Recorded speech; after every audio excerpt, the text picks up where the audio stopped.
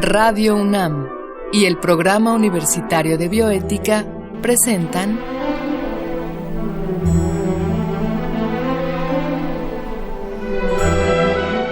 El Árbol de las Ideas. Bioética, ciencia y filosofía para la vida.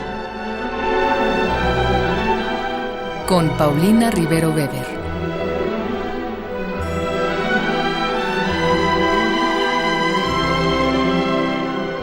Saludo a todos los radioescuchas, soy Paulina Rivero Weber, directora del Programa Universitario de Bioética, y en esta ocasión estamos al aire para hablar de sarampión y la importancia de las vacunas, un tema pues que en este momento a todos nos interesa. Vamos a tener mucha información porque nos acompaña para ello una especialista que es la doctora Diana Vilar Comte. Vamos a escuchar previamente una breve cápsula que el Programa Universitario de Bioética y Radio UNAM han preparado para esta ocasión y enseguida les presentaré a nuestra invitada.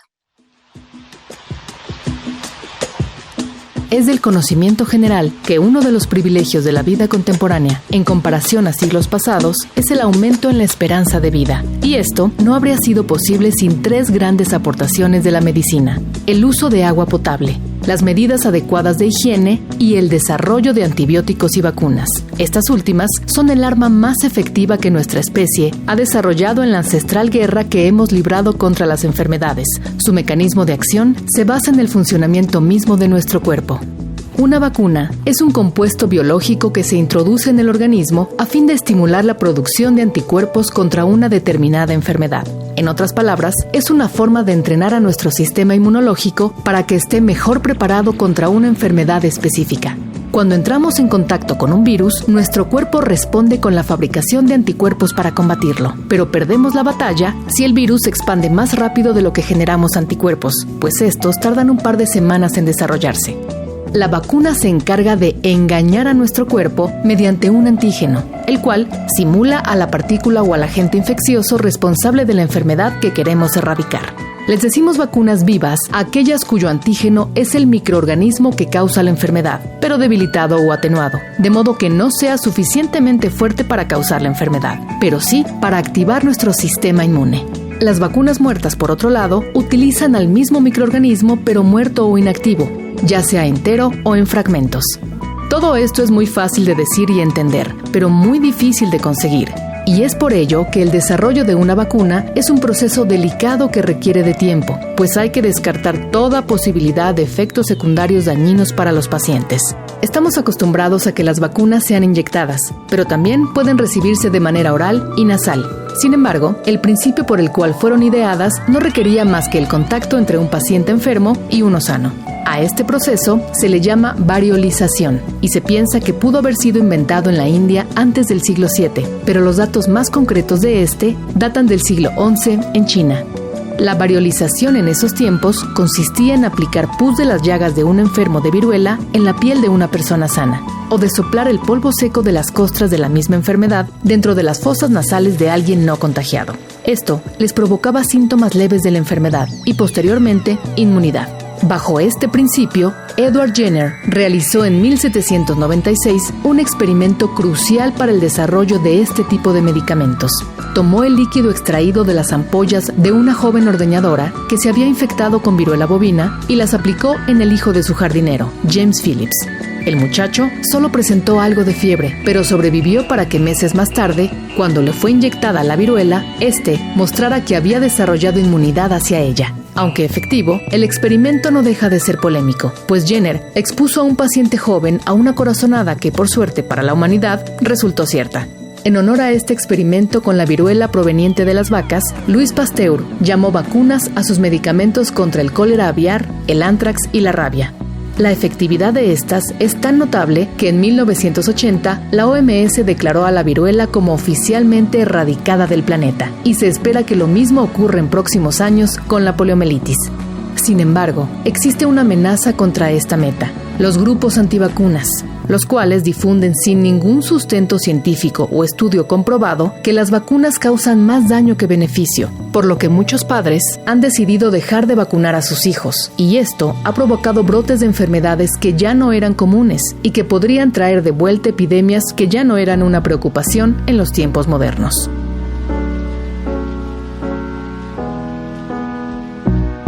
Pues les decía que estamos aquí con la doctora Diana Vilar Comte, quien es maestra en epidemiología y especialista en gestión de calidad en los servicios de salud. Además de ser profesora de medicina de la UNAM, actualmente es investigadora del Departamento de Infectología y coordinadora de epidemiología hospitalaria del Instituto Nacional de Cancerología. Y entre sus líneas de investigación se encuentran las infecciones quirúrgicas, la influenza, por supuesto los virus respiratorios y el control de infecciones. Y hoy se encuentra con nosotros para hablarnos sobre las vacunas, la importancia de las vacunas y en particular el sarampión. Doctora, muchas gracias por estar con nosotros. Te agradezco mucho que hayas aceptado la entrevista. Hola, ¿qué tal? Al revés, el gusto es mío poder participar en este programa. Y bueno, desde luego es un tema que no solo me apasiona, sino que es de suma relevancia y bueno, en medio de la pandemia volver a hablar de vacunas es fundamental. Claro, claro. ¿Cómo podrías tú definirnos de una manera sencilla para los que no sabemos pues nada de medicina y de epidemiología y de toda esa área tan compleja? ¿Cómo podrías definirnos tú lo que es una vacuna? Una vacuna realmente es un producto biológico, o sea, que se puede hacer de diferentes maneras, que estimula lo que es la memoria, estimula el sistema inmunitario generando memoria inmunológica. O sea, buscamos que busque una respuesta parecida a lo que es la infección natural, produciendo una respuesta y que así quedemos protegidos nosotros. Ahora, concretamente, la vacuna del sarampión, yo creo que ahorita a todos nos ha traído pensando, porque cuando llegó la pandemia a México, se escuchó mucho este rumor insistente de que estaba comenzando una epidemia de sarampión, que había muchos casos de sarampión. Y lo que nos preguntamos muchos es, bueno, ¿qué tan importante es estar vacunado de este tipo de enfermedades como el sarampión o como enfermedades que no son, digamos que no nos ha tocado vivir una epidemia de ellas, ¿no? Bueno, hay varias enfermedades que se consideran infecciones prevenibles por vacunación, como el sarampión, la rubiola, la parotiditis o comúnmente conocida como paperas, la influenza, enfermedades, por ejemplo, causadas por el neumococo. Todas estas infecciones durante años asolaron pues, a la humanidad, y uno de los grandes aportes de la vacunación es justamente haber disminuido la mortalidad infantil, porque pues, la gente se moría a muy temprana edad por muchas de estas infecciones que acabo de mencionar. Por ejemplo, hay algunos datos impresionantes de cómo la introducción de vacunas como polio disminuyó 99% la enfermedad, y esto cómo repercutió sobre la salud de la población en general.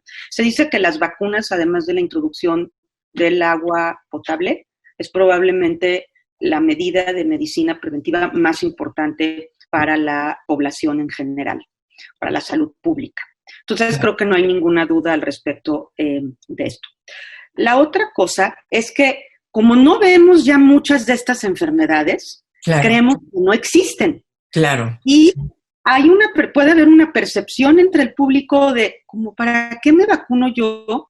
Yo no sé de nadie que haya tenido sarampión o que haya tenido difteria. O sea, digo, realmente el último caso de sarampión autóctono, es decir, que no nos lo trajeron del extranjero en México, había sido en 1995. O sea, estamos hablando ya de muchos años atrás. Y ahora justo en este primer semestre del año es que tuvimos este brote de sarampión muy importante, con 200 casos, focalizado en algunos puntos, básicamente la delegación Gustavo A. Madero. Luego ¿Los 200 casos? 200. Son muchísimos. Son muchos, sí, son muchísimos. Y a ver, doctora, por ejemplo, un adulto, como es mi caso, yo acostumbro ponerme la vacuna de la influenza, ahora me han dicho que me tengo que poner neumococo también, pero un adulto sano, vaya, que no tiene mayor problema de salud, se tiene que poner varias vacunas aparte de neumococo e influenza. Por ejemplo, ¿debería yo de ponerme la vacuna del sarampión? Okay. Esto es una pregunta bien importante. Realmente, pues, o sea, el boom de las vacunas viene a partir de los años 50, 40, claro. 50, y la primera generación de niños vacunados, ya con esquemas amplios, pues ocurre a principios de los 60. Entonces, muchos de estos adultos, como yo, podemos haber perdido parte de la inmunidad para ciertas infecciones. Algunas no nos deben de preocupar particularmente por la frecuencia y porque no somos como el grupo de alto riesgo para tener algunas de estas, pero hay otras que sí, y concretamente, por ejemplo, influenza o neumococo. Nosotros, conforme envejecemos, pues el sistema inmune también va envejeciendo. Entonces necesitamos protegernos para algunas de las infecciones que, si las tuviéramos, podríamos tener cuadros especialmente graves. Claro. Un ejemplo es influenza y neumococo. No es que no nos vayamos a enfermar, y esto es algo importante, porque yo escucho muchas veces que yo me puse la vacuna de la influenza y me dio gripa. Bueno, a ver, la vacuna de influenza protege contra influenza, no contra otros virus del catarro, claro. Que hay cientos. Claro. Y lo que me está protegiendo básicamente la vacuna, por ejemplo, de la influenza, es no para que me dé una gripa leve, sino para que tenga una forma grave como una neumonía que me pueda llevar, por ejemplo, a terapia intensiva. Sí. Ahora, hablando del sarampión, el sarampión es una enfermedad altamente contagiosa. O sea, hablando, por ejemplo, ahora de COVID, que hemos visto que es muy contagioso, se calcula que una persona infectada por COVID puede infectar alrededor de 2.3 personas. Algunos estudios han llegado inclusive a decir que hasta 5. Pero el sarampión, solamente para que lo pongan en contexto, una sola persona puede infectar a 15. Imagínense lo que es. A 15. Es una de las enfermedades más contagiosas que existen. Claro. Y es que además se contagia vía aérea. Entonces, ahora volvamos un poco a qué ha pasado con los brotes, si me debo vacunar como adulto o no, etcétera. Una persona se considera inmunizada, si tuvo sarampión previamente. O sea, una persona que tuvo sarampión en la infancia o en algún punto de su vida se considera inmune y no es recomendable que reciba una dosis de vacuna de sarampión. 2. ¿Qué pasa con jóvenes o adultos? Y este me parece que es un mensaje sumamente importante. Una de las cosas que se ha visto en todo el mundo, y el brote en México no fue la excepción, es que la gente no está correctamente vacunada. Se puso una dosis a los 12, 15 meses, que es cuando se recomienda la primera dosis de la vacuna del sarampión, que actualmente viene en lo que se conoce como la vacuna triple viral, que es sarampión, rubéola y paperas. Y por X o Z razón no se puso una segunda dosis. Y es donde se ha visto que hay una buena cantidad de personas, jóvenes sobre todo, que ahí pueden infectarse. Entonces, un primer mensaje es: todas las personas que no reconozcan ni haber tenido sarampión, ni tener 2 vacunas de sarampión, si tuvieron una hay que ponerse una segunda. Si no, se tiene que revisar si vale la pena que se pongan 2. La vacuna de sarampión es una vacuna de las que se conoce como virus vivos atenuados y no todo el mundo se la puede poner. Ojo, no se debe nunca poner en embarazadas, no se debe poner nunca en pacientes que estén inmunosuprimidos por razones como cáncer o porque toman algún medicamento que les disminuye la inmunidad. O sea, son cosas que se deben de tener en cuenta. Claro, porque puede darles, sí, digamos. Y puede tener una consecuencia importante. Claro. Ahora, hay gente que le tiene temor o incluso creencias personales, no sé si de corte religioso o de corte supersticioso, no tengo idea, pero hay ciertos movimientos en el mundo que se les llama antivacunas, ¿no? ¿En México ha habido esto también? ¿Existe gente que se oponga de manera radical a la vacunación? Sí, y esto es un tema que va creciendo y de hecho hay algunas publicaciones, algunas entrevistas sumamente interesantes de qué es lo que ha ido sucediendo con esto. Ciertamente, digo, siempre va a haber un grupo de personas que no crean, no se quieran vacunar, no crean en la medicina alopática. Sin embargo, esto ha ido creciendo en los últimos años y hay varias explicaciones potenciales a esto. Una es que hay un grupo de personas, y creo que es genuino y me parece que los debemos escuchar, que tienen dudas, tienen preguntas que deben ser adecuadamente respondidas por la comunidad médica y la comunidad científica. O sea, y no es que sean antivacunas, simplemente tienen dudas. Yo voy a vacunar a mi bebé, pero me han dicho que la sustancia que ponen como conservadora a la vacuna puede ser mala y le puede ocasionar ciertos trastornos. ¿Es verdad o es mentira esto? Bueno, pues no hablemos solo de la vacuna. Hablemos de también cómo se producen, cómo se conservan, etcétera. O sea, me parece que son dudas genuinas. ¿Qué te parece ahora que nos hablas de rumores? ¿Qué te parece si escuchamos un sondeo para ver qué opina la gente sobre las vacunas? Un muy breve sondeo. Claro. Yo considero que las vacunas son un gran aporte científico. Es importante que toda la población que tiene al alcance la posibilidad de vacunarse lo haga, porque, bueno, existen por una razón. Gracias a ellas se han erradicado enfermedades que en su momento afectaron a gran parte de la población. No tengo la vacuna del sarampión, según me cuentan.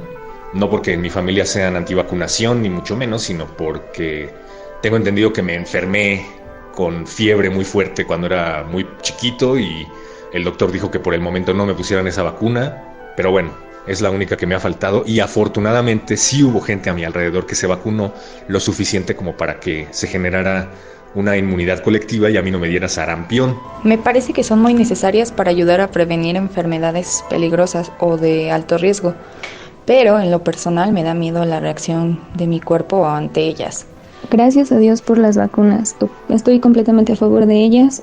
Sé que de repente existen algunos mitos acerca de los efectos secundarios o de, bueno, mitos urbanos sobre el control natal a través de las vacunas, pero yo creo que gracias a las vacunas es que hemos podido avanzar en materia de salud.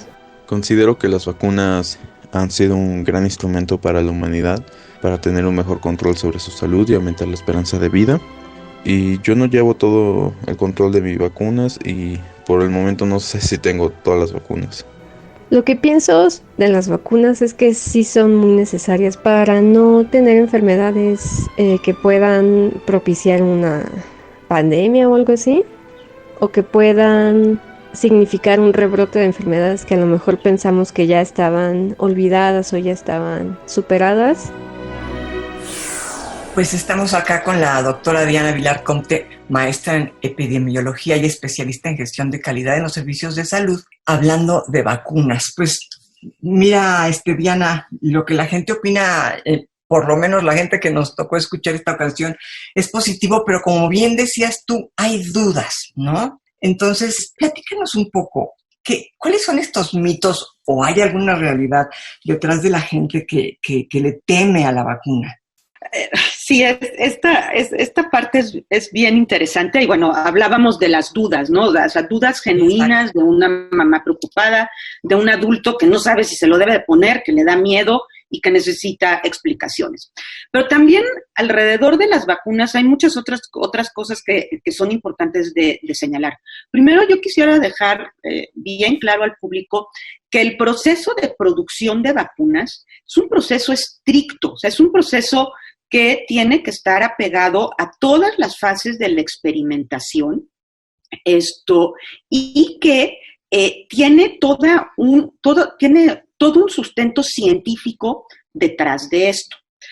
Voy a tomar la vacuna de COVID rusa, que generó también mucha intranquilidad hace muy pocas semanas cuando la lanzan, y una de las cosas que pasa con esta vacuna es que no ha pasado por todos los procesos todavía de prueba. Entonces, las vacunas aprobadas por las agencias regulatorias serias, internacionales, han pasado por todo un proceso de experimentación que va desde fases muy tempranas en células, en el laboratorio, hasta la prueba en miles de personas para conocer su eficacia y su seguridad. Y después de estas miles de personas probadas para determinar eficacia, conocer algunos efectos adversos que no se habían podido determinar en las fases más tempranas de prueba, pueden ser aprobadas por las agencias regulatorias respectivas.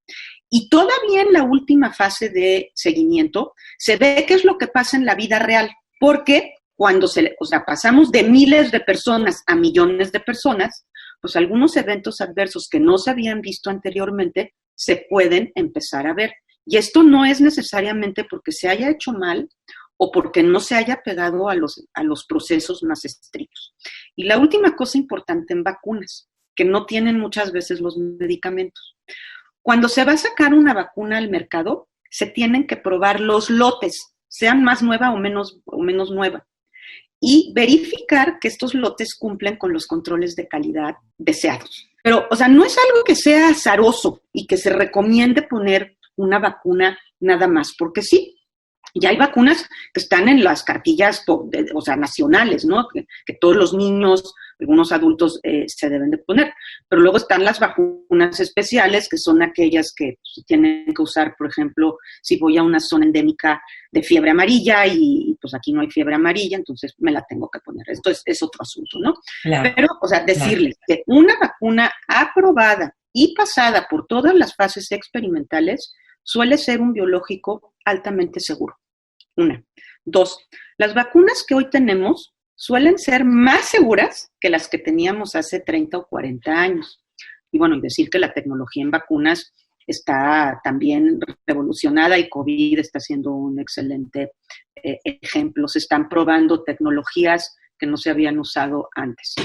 Y de estos rumores y de esto de antivacunas, pues aparte de las dudas genuinas, luego hay cosas que se generan a través de rumores. Y hay un ejemplo que es tremendo en África, en Nigeria, donde pues se buscaba la erradicación de la polio hacia los años 2002, 2003 en África.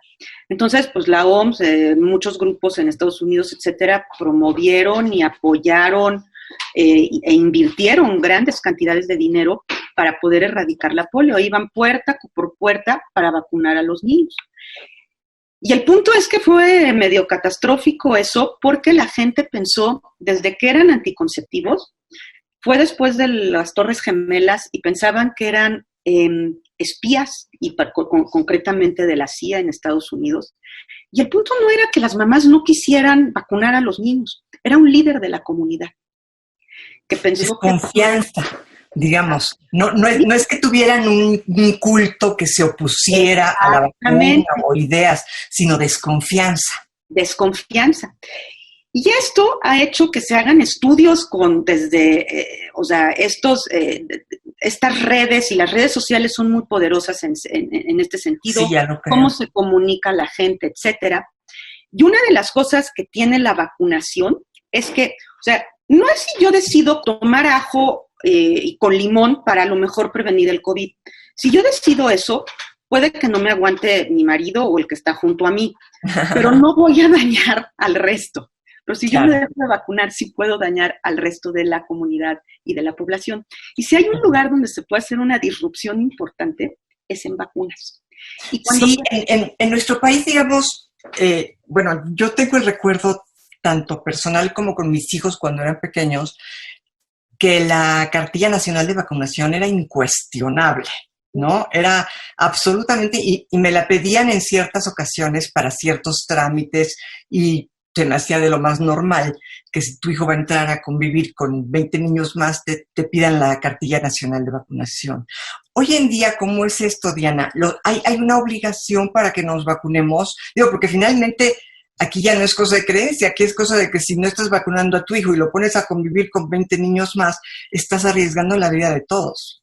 Claro, sí, y justamente en esto de la credibilidad, Y bueno, ni nuestros políticos, y hablo, o sea, a nivel nacional e internacional, ni muchas de las compañías, etcétera, tienen los mejores ratings de credibilidad. Entonces, cuando tienes grupos que no son creíbles y que son tomadores de decisiones, esto es un problema.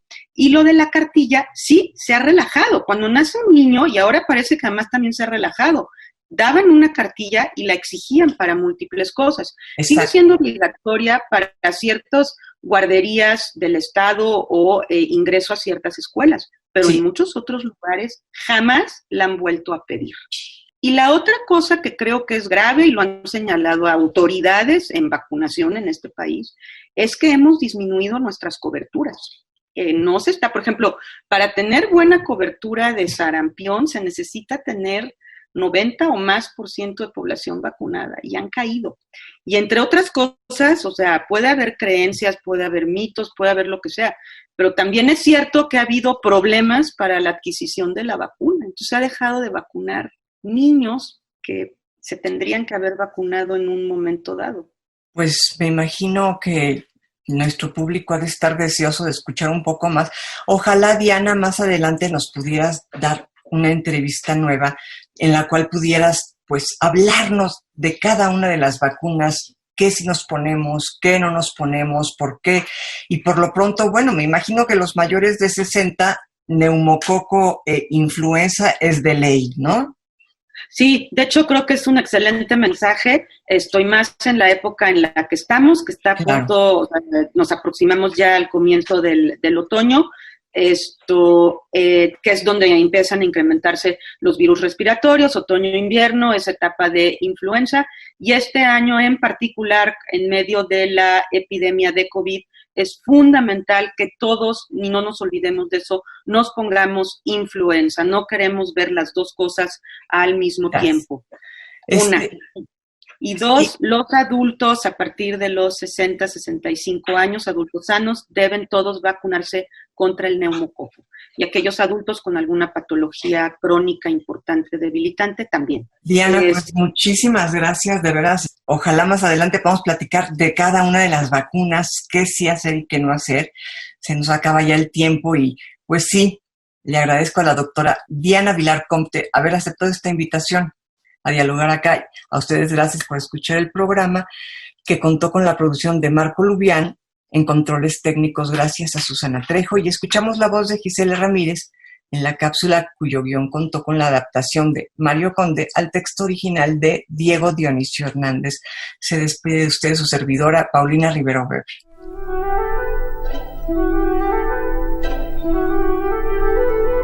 Radio UNAM y el Programa Universitario de Bioética presentaron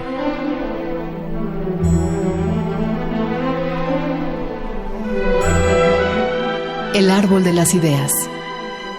Bioética, ciencia y filosofía para la vida. Con Paulina Rivero Weber.